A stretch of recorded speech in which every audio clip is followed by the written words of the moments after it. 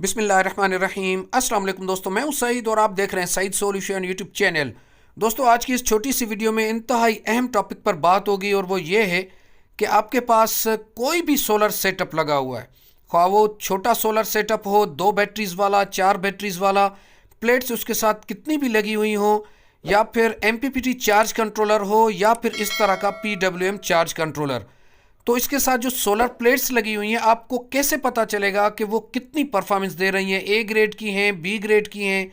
तो इसका एक आसान फार्मूला है, कुछ कंडीशंस हैं, वो आपके साथ शेयर कर देता हूँ। आप अगर उन पर अमल करेंगे तो आपको पता चल जाएगा कि आपका ये solar setup, MPPT charge controller या PWM चार्ज कंट्रोलर के साथ जो प्लेट्स लगी हुई हैं वो परफॉर्मेंस कितनी दे रही है, कितने % आपको आउटपुट दे रही है। खास तौर पर अगर आपने नया सोलर सेटअप लगवाया है तो फिर ये टेस्ट आपने लाजमी करना है और इसमें किसी को बुलाने की ज़रूरत नहीं है, आप खुद भी ये कर सकते हैं। तो एक्चुअली होता क्या है कि जब आपका सोलर सेटअप काम कर रहा होता है और बैटरीज चार्ज होती हैं फुली चार्ज और आउटपुट लोड थोड़ा सा कम होता है, तो फिर ऊपर से जो जनरेशन आती है सोलर प्लेट्स की, इनके कंट्रोलर्स उस जनरेशन को कम कर देते हैं। मतलब जितनी रिक्वायरमेंट होती है उतनी ही प्रोडक्शन ऊपर से आती है। तो ऐसे में आपको लगेगा कि जो आपने सोलर प्लेट्स लगाई हैं या तो B ग्रेड का माल है या फिर आपने सही इंतखाब नहीं किया। हालांकि ऐसी बात नहीं होती। इसका एक पूरा टेस्ट करेंगे, उसके बाद आपको ये पता चलेगा कि आपकी सोलर प्लेट्स कितनी परफॉर्मेंस दे रही हैं। शुरू में तो आपने ये टेस्ट लाजमी करना है, लेकिन वक्तन फ़वक्तन भी इस टेस्ट को आपने करते रहना है। तो सिंपली आपने करना यह है कि अपने सोलर इन्वर्टर पर इतना लोड डालना है कि वो कुछ ना कुछ एम्पेयर्स बैटरी से भी डिस्चार्ज करे, यानी कि सोलर से भी जनरेशन आए लेकिन लोड उससे थोड़ा सा ज़्यादा हो ताकि बैटरी से भी वो डिस्चार्ज करने लगे। जैसा कि इस वक्त आप देख पा रहे हैं कि हमारी बैटरीज को ये इन्वर्टर 6 एम्पेयर से डिस्चार्ज कर रहा है।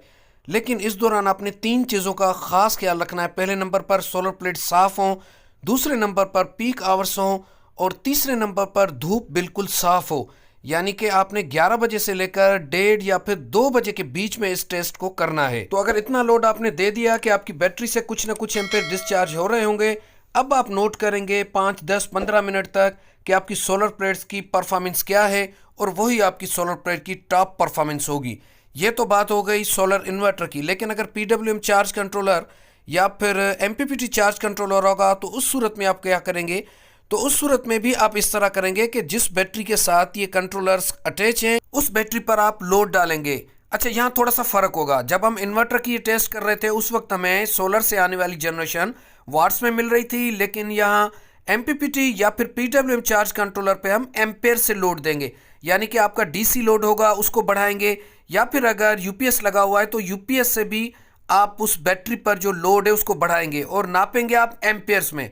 फिर आप देखेंगे कि अगर बिलफर्ज आपने बैटरी पर 20 एम्पेयर का लोड दिया है तो आपको सोलर से कितने एम्पेयर्स मिल रहे हैं। अगर 16-17 एम्पेयर्स मिल रहे हैं, उससे ज़्यादा नहीं बढ़ रहे, तो इसका मतलब कि आपकी जो सोलर प्लेट्स की परफॉर्मेंस है वो 16-17 एम्पेयर्स तक है।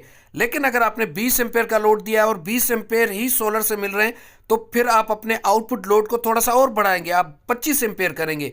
तो इस तरह आपको ये पता चल जाएगा कि आपकी सोलर प्लेट्स आपको कितनी परफॉर्मेंस दे रही हैं। उम्मीद है कि यहाँ तक आपको बात अच्छे से समझ आ गई होगी कि अगर बड़े सोलर सेटअप की आप टेस्टिंग करेंगे तो आपको वाट्स में पता चल जाएगा कि आपके सिस्टम के साथ जितनी भी 2, 4, 6, 8, 10 प्लेट्स लगी हुई हैं वो आपके कितने वाट्स दे रही हैं।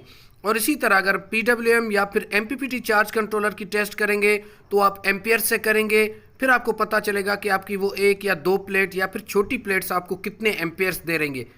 फिर अगर आप चाहें तो उन एम्पेयर्स को मल्टीप्लाई करेंगे अपने उन वोल्ट से तो आपको वाट्स निकल आएंगे। आज की वीडियो यहाँ तक थी। अपना बहुत सारा ख्याल रखिएगा, अपनी दुआ में याद रखिएगा। मिलते हैं नेक्स्ट वीडियो में। अल्लाह हाफिज़।